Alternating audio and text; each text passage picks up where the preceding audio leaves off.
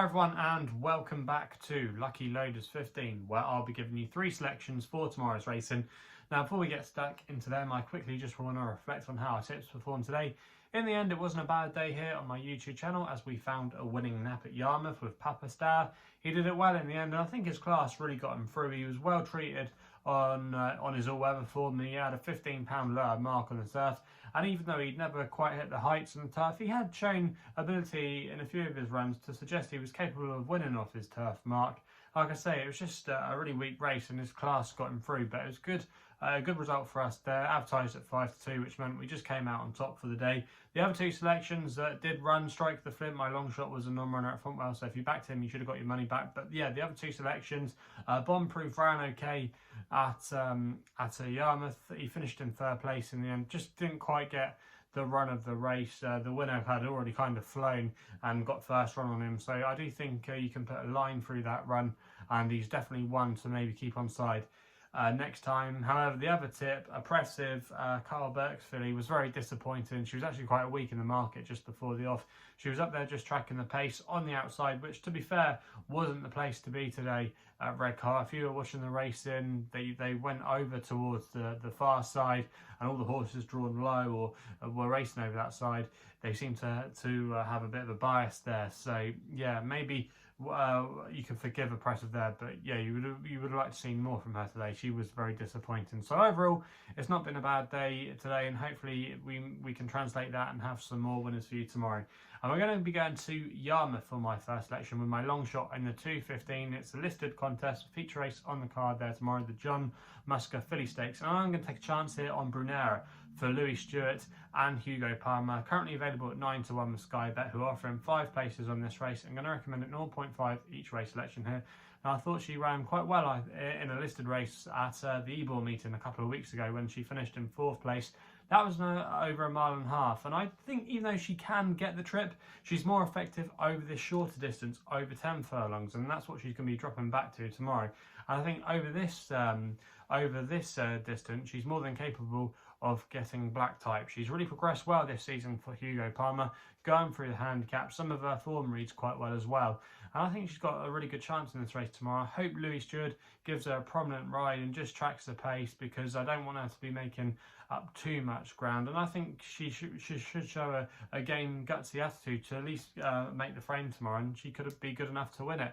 It's interesting as well that she's actually got the first choice Getaman colours. Kiasma, Frankel's half sister or sister, is actually the second choice on colours anyway of Getaman, and she's not shown too much. But yeah, I didn't think this was a particularly strong renewal of this race. There was nothing really standing out. She gets the 3-year-old allowance as well, I should mention, for Brunnera, so that's a positive there, and 3-year-olds have got a good record in this race over the last few years. Also as well, there has been a bit of rain around at Yarmouth this afternoon, so it'll probably be riding slightly on the easy side. Brunnera has shown a little bit of ability in the past with some ease on the ground, and the pedigree suggests she might be able to handle it. She wouldn't want it too deep, but I think the ground should be okay tomorrow, and I think if she can get into a good prominent position early, just tracking the pace, I think she's got a really good chance of being bang there come the end. So yeah, that's going to be my long shot of the day.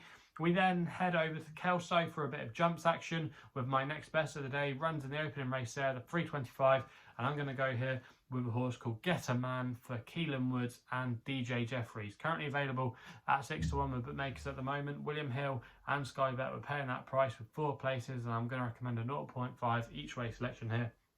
Now this horse, Getaman, arguably posted a career best effort under rules when we last saw him.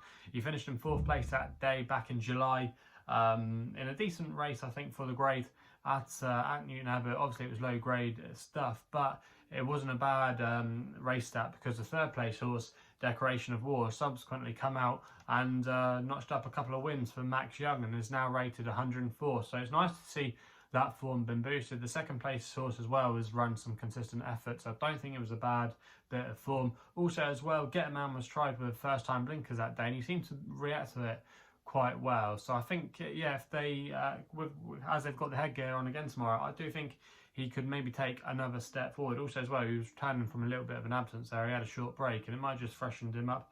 Also, what's interesting as well is DJ Jeffries, based down in the Cotswolds, is sending this one all the way up to the Scottish borders tomorrow. It's got a good record at the track, 29% strike rate, so yeah, not bad there. But yeah, I do think he's got a good chance in this race tomorrow.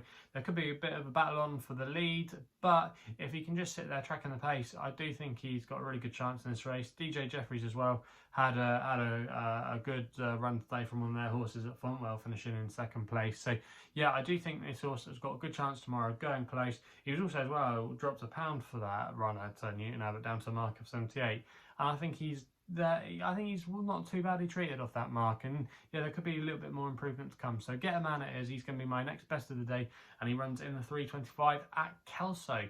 We then go with my Nap, which runs in the 3:30 at Sandown in the listed race there, the feature race on the card tomorrow. And I thought Mostahdaf here was the one to beat for Jim Crowley and John and Fady Gosden in the colours of Shadwell Racing. Currently available at 5-2 at the time recording, and I'm going to recommend a 1 point win bet here. Now I think you can forgive this horse. He's had a little bit of a short break. When he was last seen in the St James's Palace Stakes at Royal Ascot, he was still there with every chance. Probably wouldn't have beaten the winner, Poetic Flair, but you couldn't have ruled him out from maybe nicking a place. He was travelling okay at the time towards the inside, and then he got cut up and got badly hampered, and that just knocked his momentum, and he was never able to recover. But yeah, I think in this grade tomorrow, he does have a good chance. He will have to carry a listed penalty because he did win over this course and distance when winning the Heron Stakes. And more importantly, when he won the Heron Stakes over the course and distance back in May, it was with ease in the ground, and there's been rain at Sandown today, which means the official going is soft, so the ground has come in his favour. He should handle the conditions. Also as well, I think he's got, with the 3-year-old allowance, he could have a little bit more to offer, and he could be a horse that we could see go on to bigger and better things later on in the season. Who knows, maybe a tilt at Champions Day if he puts in a bold performance tomorrow.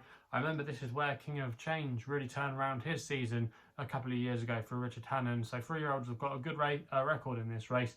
I think some of his other rivals have got more question marks than Mostahdaf tomorrow, in my opinion. Likes the Perotto is a horse I do like, but just always keep finding these excuses, and some of the other horses I think maybe look a little bit exposed. But I think Mostahdaf is the unexposed horse in the lineup tomorrow, could still have a lot more to offer, and yeah, there's a lot of things in his favour tomorrow, so I'll be disappointed if he couldn't go close there in the 3:30 at Sandown. So they're the 3 tips for tomorrow's racing.